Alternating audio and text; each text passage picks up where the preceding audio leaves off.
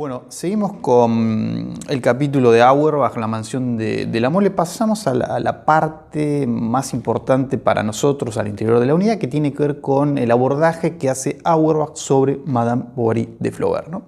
Entonces, así como Balzac aportaba una novedad a esta forma realista de escribir la sociedad contemporánea que tenía que ver con esta unidad de ambiente, bueno, la gran novedad de Flaubert es la construcción de un efecto de objetividad. Yo así lo enunciaría. O sea, creo que Auerbach mismo va a decir, es un realismo objetivo. A las veces de pensarlo como una categoría es útil, yo matizaría en estos términos, es decir, la construcción de un efecto de objetividad. Y Auerbach ahí toma un ejemplo del capítulo 9 de la primera parte, una cena aparentemente trivial entre Charles y Emma, pero que condensa, según Auerbach, el sentido de la novela, ¿no? Y a mí me parece interesantísimo para pensar el aspecto metodológico del abordaje de Auerbach, ¿no? Es decir, Madame Bovary no es una novela donde no pase nada, efectivamente. Emma tiene sus amantes, sus aventuras amorosas, Charles opera, Hipólito, tienen que amputar la pierna, se llena de deudas, la embargan, bueno, termina suicidándose. No sé si leyeron la novela, si no la leyeron, es así.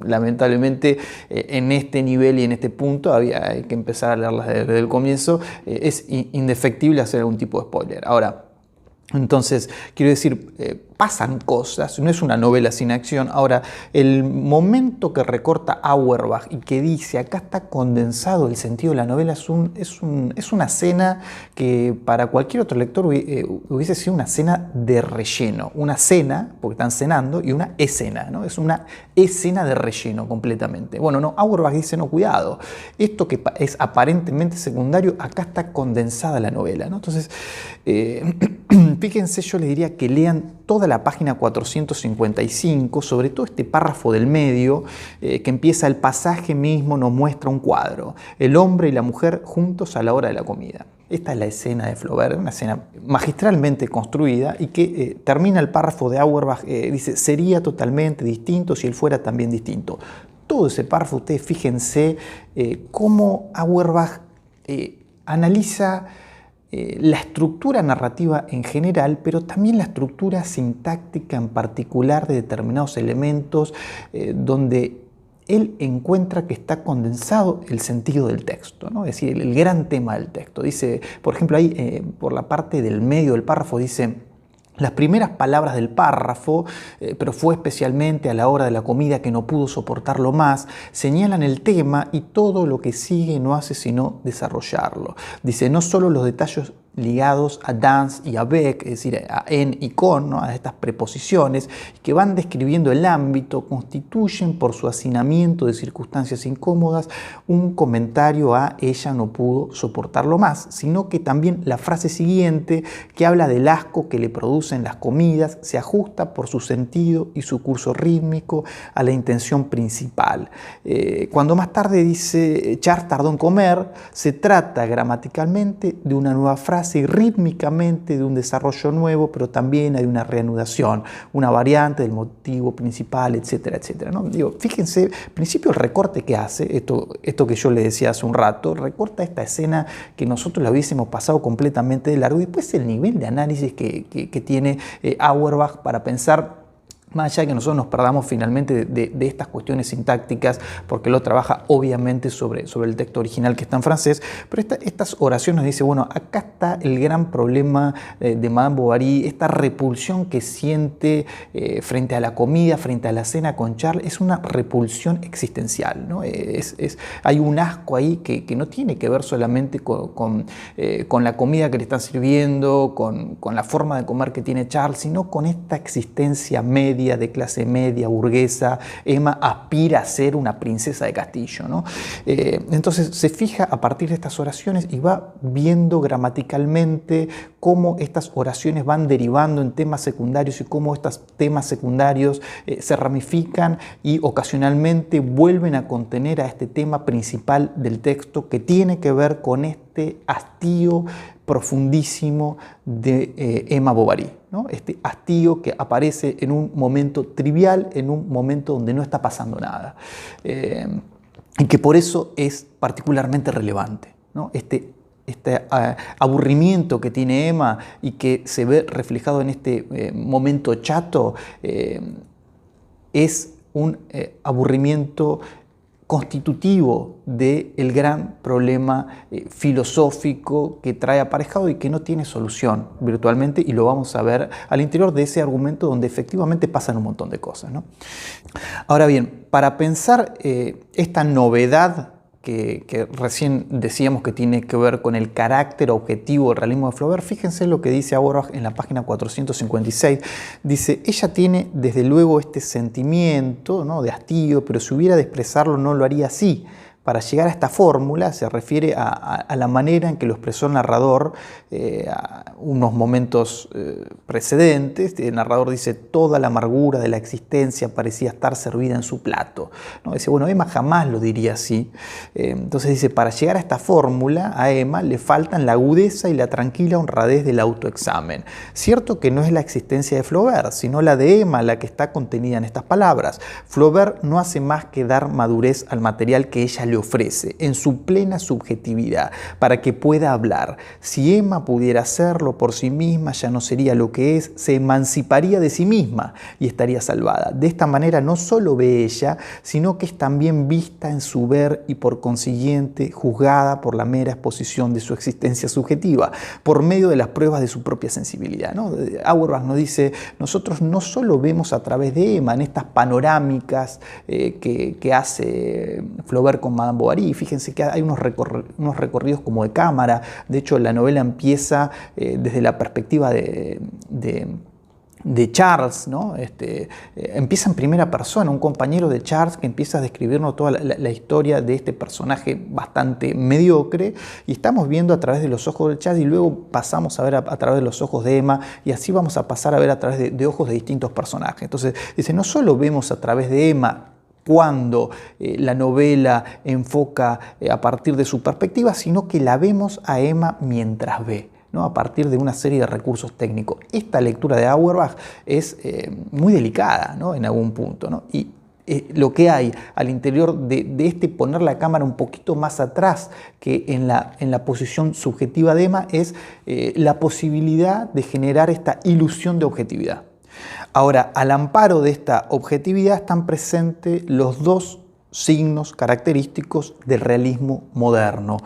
Se habla seriamente de una clase inferior y la narración se da en el contexto de la historia contemporánea de Flaubert, ¿no? Elementos que ya habíamos visto tanto con Stendhal como con Balzac. Ahora, esta primera característica, que se habla seriamente de una clase inferior, en Flaubert viene atada a la de la objetividad, en tanto los objetos, dice Auerbach, en Flaubert son vistos tal como Dios los ve.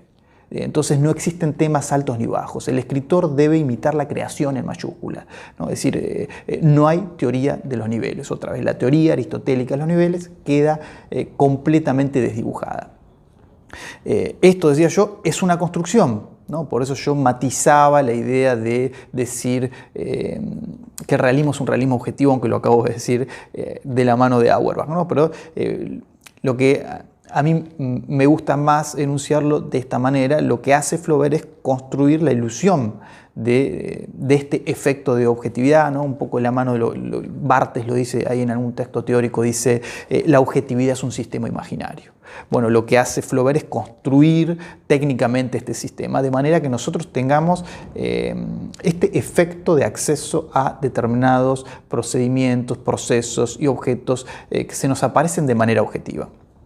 Dice Auerbach, pensando un poco este realismo objetivo de Flaubert, dice, los objetos son vistos tal como Dios los ve, no existen temas altos ni bajos, la creación es una obra de arte realizada sin partidismos, el artista realista debe imitar los procedimientos de la creación, no hay necesidad de teorías generales de los niveles. Y para pensar un poco el modo en que Flaubert va contra la teoría aristotélica de los niveles, fíjense lo que dice Auerbach en la página 460. Dice, una desesperación tan vaga puede haber existido siempre, pero antes no se pensó en tomarla seriamente como tema de una obra literaria. Una tragedia tan informe, si es que se puede llamar tragedia, desencadenada por la situación misma, no ha sido literariamente concebida hasta el romanticismo. Flaubert ha debido de ser el primero que la ha descrito con personajes de escasa formación espiritual y pertenecientes a una clase inferior. Esto es importantísimo. Sin duda que es el primero en captar de modo directo lo que tiene de situación este estado de ánimo. No ocurre nada, pero esta nada se ha convertido en un algo pesado, agobiante, amenazador. Ya hemos visto cómo consigue este efecto. Ordena en el lenguaje las confusas impresiones de desazón que asaltan a Emma a la vista de la habitación, de la comida, del hombre, hasta darles una densa univocidad de sentido. Es decir, Auerbach toma seriamente un personaje que podría ser cómico, ¿no? En el sentido de que esta idea de bovarismo que vamos a ver en Harry Levin, el bovarismo es básicamente concebirse a uno de una manera desfasada con respecto a lo que uno efectivamente es. Eso está a 2 centímetros de producir un efecto cómico. De hecho, otro personaje que tiene bovarismo es el Quijote. Es decir, él se cree un caballero andante. Bueno, ¿cómo es tratado el Quijote de manera cómica? Emma tiene todos los elementos para ser un personaje cómico. Flaubert la trata de manera seria. Esta pueblerina del interior de Francia, en un momento donde la sociedad se rige por valores que tienen que ver con aquello que decíamos en el video sobre Balzac, con valores individualistas, en un momento donde el capitalismo empieza a desarrollarse con mayor fuerza. Bueno, Emma está leyendo novelas románticas del siglo pasado y quiere ser una heroína romántica. Está desfasada con respecto a lo que es y a lo que efectivamente quiere ser o pretende ser, y en algún punto con respecto al modo en el que se percibe. Bueno, Flaubert es el primero que la trata seriamente, ¿no? Entonces, eso tiene una carga política y ahora lo vamos a ver. Y Flaubert elige un tratamiento serio, podríamos pensar, básicamente porque esta desesperación de la que habla Auerbach, toda esta manifestación de un vacío prolongado, finalmente aparece como reflejo de la época, ¿no? Época que se corresponde con la cultura burguesa del siglo XIX, una época que, al igual que Emma, carece de toda perspectiva. Entonces, por eso es tan funcional el tratamiento serio para este elemento que hasta el momento pediría un tratamiento cómico. Ahora, este procedimiento de romper con el esquema aristotélico, y con esto cerramos, sirve también para pensar el carácter político de la literatura en términos de forma, ¿no? Que es un poco la propuesta de toda la materia del primer texto hasta el último, siempre tratando de pensar a ver qué pasa con la forma y la potencialidad política de desarrollar de determinada manera determinada materia literaria. En el sentido de que, como diría Jacques Rancière, ¿no? Que es un teórico que continúa la línea de Auerbach, la política de la literatura no pasaría tanto por los mensajes que porta, ¿no? Lo que decía Barthes también allá en la unidad 0, sino por la emergencia de aquello que Rancière llama un nuevo régimen de visibilidad, que reconfigura, dice él, el reparto de lo sensible que define lo común de la comunidad al introducir sujetos y objetos nuevos, al volver visible aquello que no lo era, ¿no? Esto me parece interesante para pensar la operación de Flaubert. La idea de recortar los problemas aparentemente menores de una provinciana anónima, ¿no? Del interior profundo de Francia y poner esa problemática en el centro de la escena. Eso construye, en términos Rancière, un nuevo régimen de visibilidad. Ese es el poder político de la literatura, ¿no? Y esto efectivamente radica en una cuestión formal. ¿A dónde? En tratar de manera seria estos problemas aparentemente menores, porque en estos problemas menores radicarían problemas estructurales de la propia época. Eso me parece que puede servir como hipótesis de lectura. Me parece que puede servir como hipótesis de lectura. Ahí lo digo un poco mejor. Entonces, bueno, hasta acá el análisis esquemático que hace Auerbach sobre el realismo de Flaubert, y que la idea es que ustedes vayan al texto y que puedan disfrutarlo, porque es un texto de los que no abundan este tipo de abordaje, ¿no?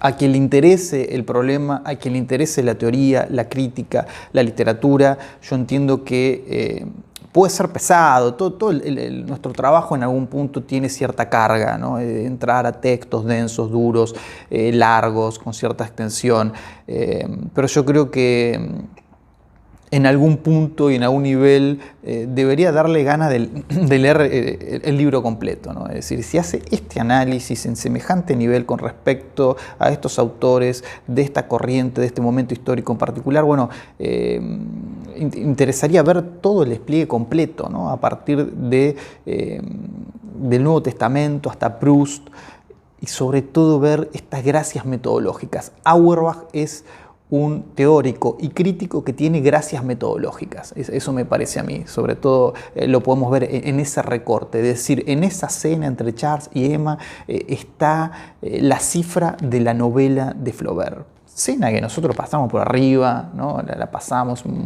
momentito de relleno. Auerbach dice, no, no es un momentito de relleno. Ahí está el aspecto y el problema central del texto. Me parece interesante y pedagógico en ese sentido Auerbach.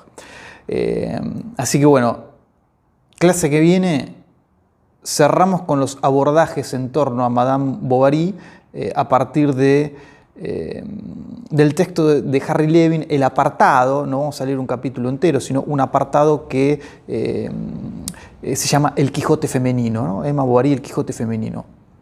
Nos vemos la clase que viene.